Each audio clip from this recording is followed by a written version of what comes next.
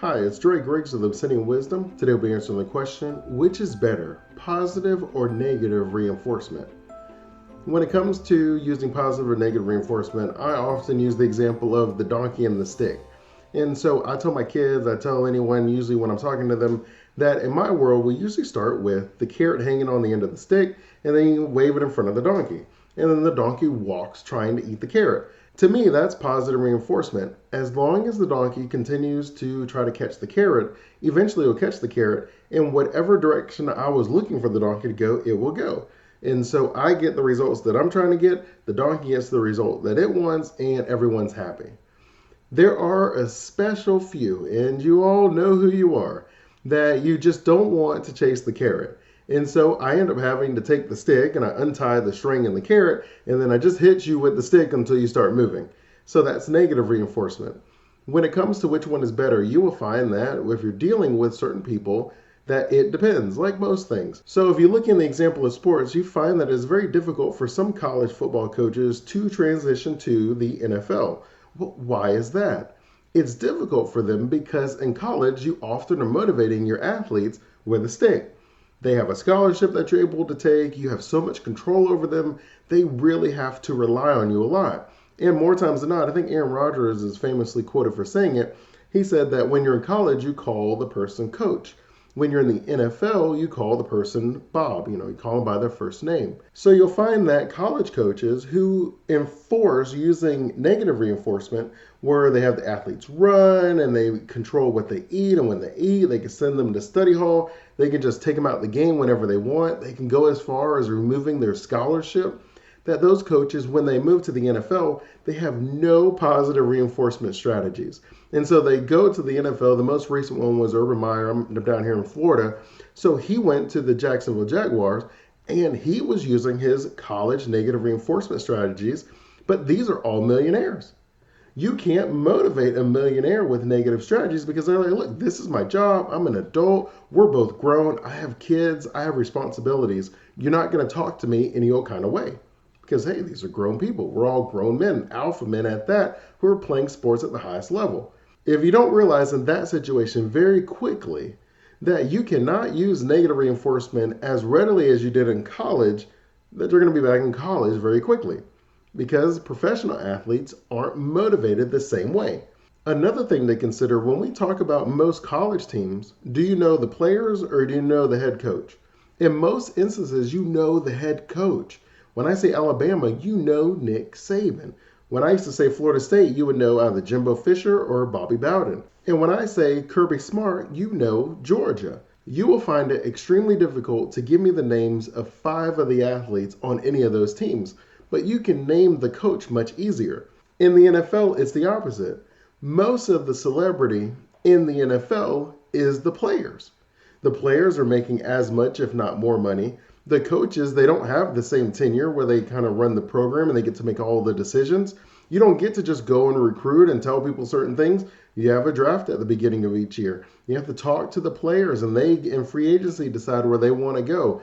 There's so much control that the players have that you have to use a lot more positive reinforcement, or at least they have to believe that you are able to bring them to the level that they want to get to where they'll put up with negative reinforcement. Because of the power that the players have in the NFL, it doesn't make much sense to have a negative reinforcement strategy.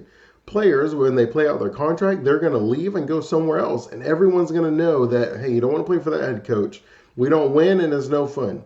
Now, you could get away with this for a little bit if you're a head coach who just wins all the time. Where players are going to say, I can put up with this because I'm going to win a couple rings. I'm going to get a higher salary. They're going to help me reach my potential. Again, the player is looking at the positive reinforcement from their own perspective. They see what they're going to get if they ride out these moments. But what do you think is going to happen after the player is offered their money, after the player has their rings? They're probably going to leave. They're going to go somewhere else. So when you're leading your team, you have to look at the personalities that you have. Just from a practical standpoint, it is much easier to positively reinforce the behavior of your team. Anytime they do something that you like, you offer them praise, a reward, put them up for promotion.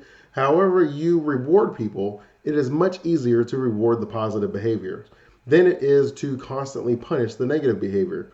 More times than not, when it comes to the negative behavior, the leader is trying to put a case together to justify the firing of that employee. Most leaders do not take the strategy of negatively reinforcing their talent, right? We're all adults here. We're all going to make the decision that makes the most sense to us. If it doesn't make sense for you to be here, then you should go somewhere that it does make sense. Now, when it comes to parenting or just dealing with children in general, you find it depends a lot on the child.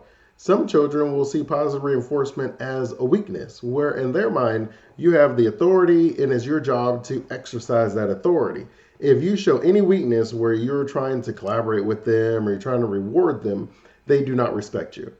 On the other end, there's some kids where if you come from an authoritative position where they just crumble and cry and they check out. And the only way you're able to motivate those kids is with positive reinforcement.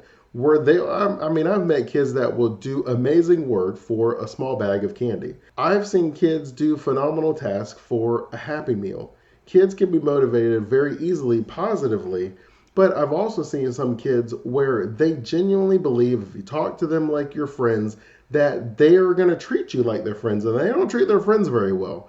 But if you come to them from the position of authority and leadership, this is what we're going to do, this is why we're going to do it, and I'm going to make whatever decisions I need to get you to do it. Whether that means I have to take away everything from you, then I'll do that. If I can reward you, then that'll be fine too. But know that I don't mind removing all distractions from you. I'm someone who believes that most people make the best decision when they have all the information that they need to make the best decision. If my kids aren't making the best decision, then I haven't made it clear that it makes the most sense to listen to me. And so, whether that is positively reinforcing or negative reinforcing, it's my job to put them in a position where it makes the most sense for them to do what it is I'm asking of them. Most leadership is like that.